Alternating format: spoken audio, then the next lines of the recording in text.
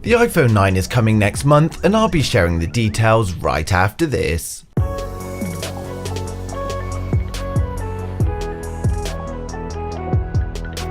If you're new here and want to stay up to date with the latest tech, please hit subscribe, followed by the bell. So many have been excited about the upcoming iPhone 12, but more exciting for many is going to be the release of the new iPhone 9, or iPhone SE2 as many are calling it. In 2017, Apple skipped the release of the iPhone 9 and they instead launched the iPhone X. Strangely enough, Apple are now deciding to launch the iPhone 9 and maybe even the iPhone 9 Plus in 2020. We've already had plenty of leaks surrounding the device, including the design, specification and pricing, so today we'll be covering it all. We need to remember that while it doesn't look like the latest iPhones, the iPhone 9 is incredibly cheap in comparison and a good choice for those that want a less expensive iPhone. Thanks to OnLeaks and Geeks blog, we already have full 360 renders of the iPhone 9, and these were of course based on CAD data.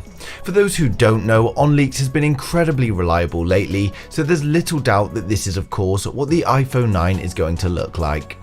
The iPhone 9 is going to measure in at 138.5 by 67.4 by 7.8mm, and if we include the camera bump on the rear, then the thickness is 8.6. The iPhone 9 has a thick bezel both above and below the display, and it looks very similar to the iPhone 8. We get a 4.7-inch liquid retina display with an aspect ratio of 16:9. Now we need to remember that the liquid retina is just an Apple marketing term with no meaning whatsoever, and it's essentially just a 4.7-inch LCD display. We've got the dedicated home button on the bottom, and this will of course feature the Touch ID sensor, but it's thought that it's not going to feature 3D Face Unlock. On the right hand edge we've got the power button with the alert slider on the left, and we of course have a lightning port at the bottom. On the rear of the device we've got a frosted glass panel which does differentiate itself a little bit from the iPhone 8, and we've got a single camera in the top left corner accompanied by an LED flash. We of course have the Apple logo centrally on the rear, which again is slightly different from the iPhone 8. The iPhone 9 is going to be coming with Apple's A13 Bionic chipset, which is the same chipset found in the latest models. The iPhone 9 is going to come with 3 gigs of RAM and a choice of 64 or 128 gigs of storage, and this will of course be running iOS 13. It's reportedly coming with a 2050 mAh battery, and it will include the usual features such as Wi-Fi, Bluetooth and GPS. Now, while many may complain that the battery capacity is too small, we need to remember that it is a small phone. It's marginally bigger than the iPhone 8, and it of course contains the A13 chipset, which means the iPhone 9 is going to be more efficient than the previous models. Ming-Chi Kuo estimated that the launch price of the iPhone 9 is going to be around $400, and many other sources are now agreeing. While many people are going to slate the iPhone 9 for its outdated design and cameras, it's not really what the phone is about. Especially in 2020, with iPhone prices being so high, releasing a budget phone like the iPhone 9 allows more people to purchase the product. While it doesn't look the most innovative and doesn't have the best display, it does of course have the latest chipset, meaning the iPhone 9 is going to work with the latest software versions and run all of the latest apps without any issues. In using the body of a previous iPhone, they've saved a huge amount of money with production as well as their research and development costs, meaning they can bring the phone to consumers at a much cheaper cost. From Apple's point of view, the more people that have iPhones, the more money they can make in services.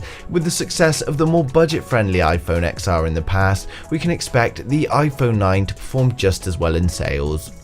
When it comes to naming the phone, it does seem like a very bad idea calling it the iPhone 9. Will people want to buy a phone that's a lower number release than they've seen for a few years? Of course, it may also be called the iPhone SE2. And when it comes to marketing, Apple know exactly what they're doing, so it is going to be interesting to see what they do. There are also rumours of an iPhone 9 Plus or an iPhone SE2 Plus, but the leaks are pretty few and far between right now.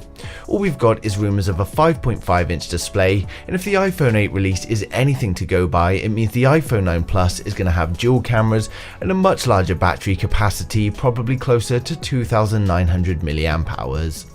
The phone is expected to launch next month, and we've had reports that assembly of the device began this month. Wistron Corp, Pegatron Corp and Honhai Precision were reportedly hired for assembly, and this process should have started already. There are however worries that this may now be delayed thanks to the spread of the coronavirus. It's now spread to Hubei with over 100 confirmed cases, which is close to the Guangdong province that hosts 2 major Apple production centers. It's thought that this may affect both the production of the iPhone 9 as well as AirPods, but Foxconn, who also manufacture Apple products, have stated that they won't be adjusting any manufacturing timelines or closing any factories during the outbreak.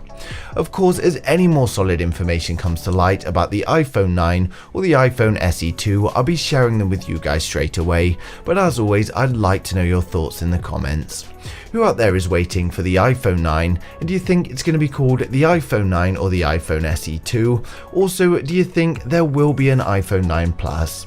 But thanks for watching the video. If you liked it, smash a thumbs up. If you didn't, hit the thumbs down twice, and I'll see you guys in the next one.